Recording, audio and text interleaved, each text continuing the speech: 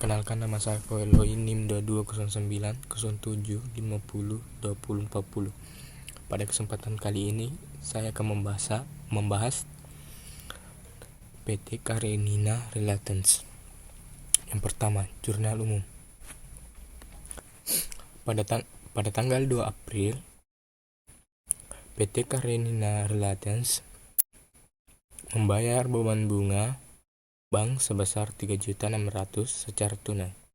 Jadi, PT Karenina membayar beban bunga bank secara tunai.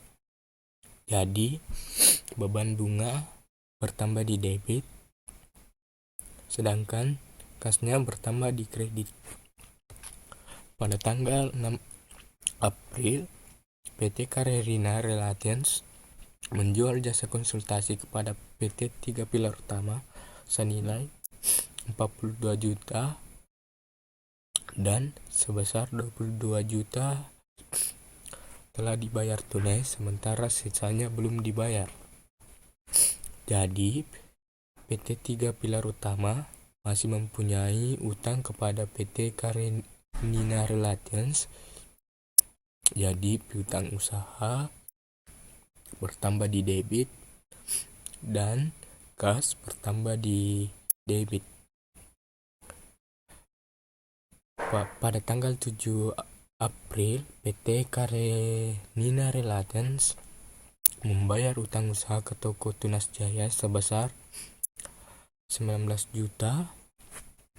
Jadi, PT Karenina Relatance membayar utang usaha ke toko Tunas Jaya. Jadi, utang usaha masuk di debit, sedangkan kas masuk di kredit. Lanjut, pada tanggal 10 April, PT Karenina Relatance menerima jasa konsultasi dari PT 3 Roda senilai 24 juta secara tunai. Jadi, PT Karenina Relatance menerima jasa konsultasi dari PT 3 Roda. Jadi, kas bertambah di debit, sedangkan kas bertambah di debit, sedangkan pendapatan jasa konsultan bertambah di kredit. PT Karenina Relatance menerima pelunasan piutang dari PT Niaga Jaya sebesar 16 juta. Jadi, PT Karenina Relatance menerima pelunasan utang dari PT Niaga Jaya. Jadi kasnya bertambah di debit, sedangkan piutang bertambah di kredit.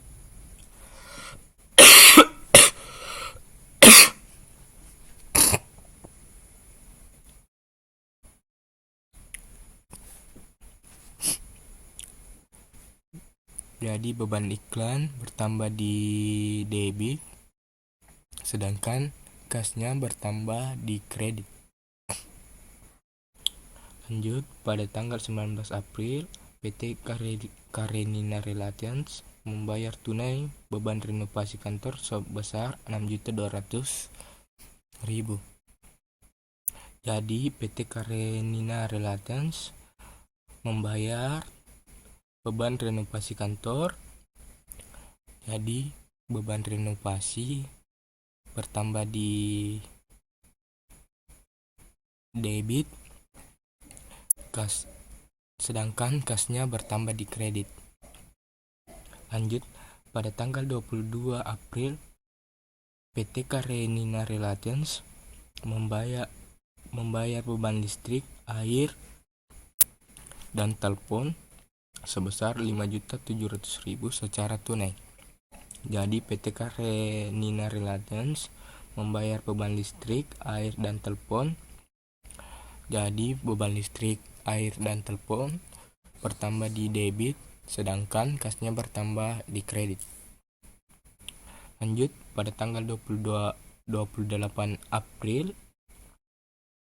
PT Karenina Relatance membayar gaji pegawai sebesar 17.600.000 secara tunai. Jadi PT Karenina Relations membayar gaji pegawai, jadi beban gaji bertambah di debit, sedangkan kasnya bertambah di kredit.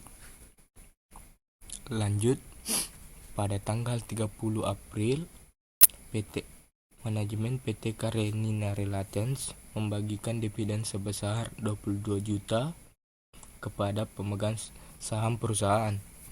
Jadi, PT Karenina Relations membagikan dividen kepada pemegang saham perusahaan. Jadi, dividen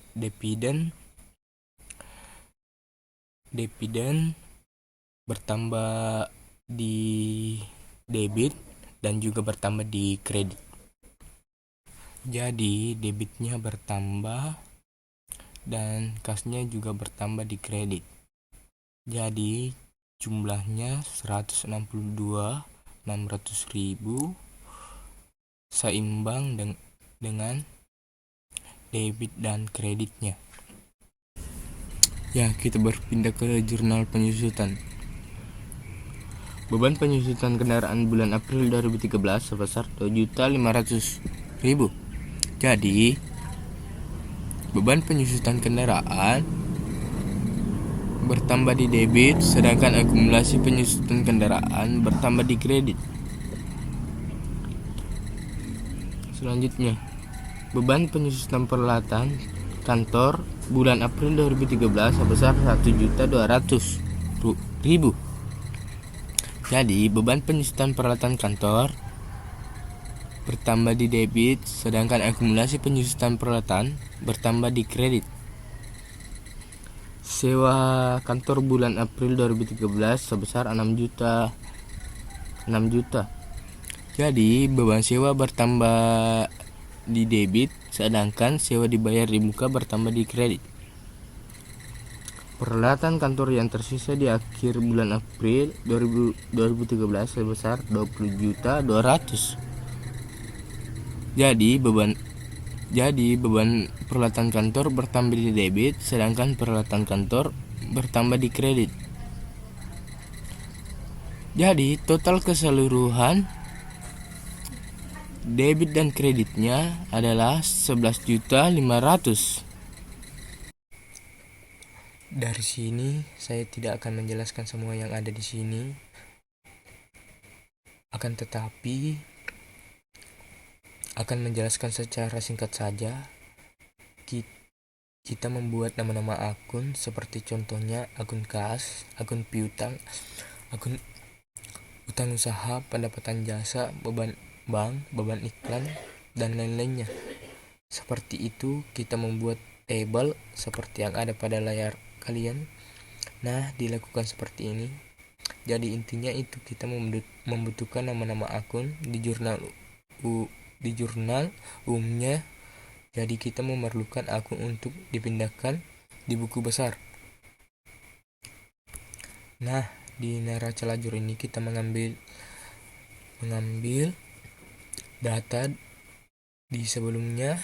Jadi di sini kita hanya memindahkan semua ini. Jadi yang ada di sini seperti di sini. Jadi intinya itu jatuhnya harus seimbang antara debit dan kredit. Seperti yang kalian lihat di sini, totalnya seimbang antar debit dan kredit. Yang di neraca saldo sebelum penyesuaian itu seimbang, jurnal seimbang, neraca saldo seimbang, dan di sini masuk di laba rugi.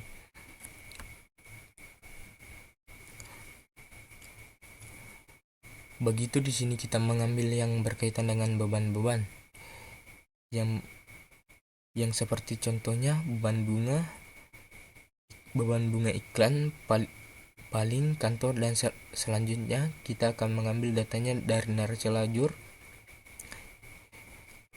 Ya, yang seperti yang kalian lihat di sini. Di sini saya mengambil formulanya dari neraca lajur.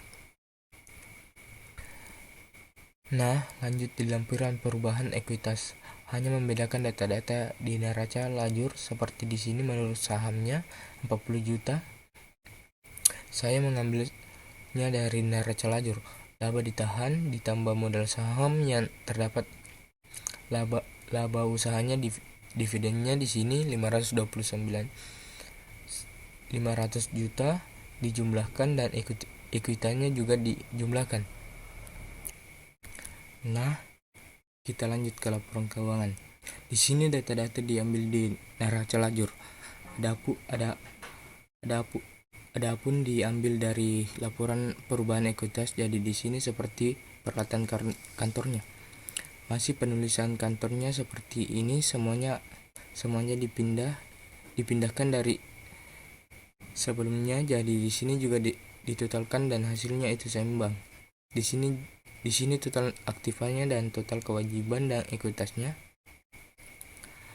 Lanjut ke arah arus kas. Di sini laporan arus kas, Kita mengambil dari aktivitas operasional seperti kayak inflasi. Jadi kita hanya mengambil pendapatan usaha dan yang berhubungan dengan kas. Operasionalnya itu 20 juta. Di sini dividennya 22 juta. Lanjut ke jurnal penutup.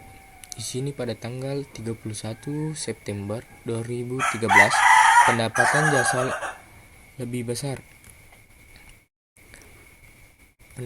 Pendapatan jasa ikhtisar laba rugi. Pendapatan jasa masuk di debit, sedangkan ikhtisar laba rugi masuk di kredit. Dan di sini terdapat beban-beban. Ini saya ambil dari neraca lajur, dipindahkan di sini, semuanya beban-beban dipindahkan dan ini ditotalkan di ikhtisar laba rugi. Ini saya memakai rumus sum dan di sini modal sahamnya mengambil dari laba rugi dan di sini dividennya sebesar 22 juta rupiah. Sekian dan terima kasih. Lebih dan kurangnya mohon dimaafkan. Assalamualaikum warahmatullahi wabarakatuh.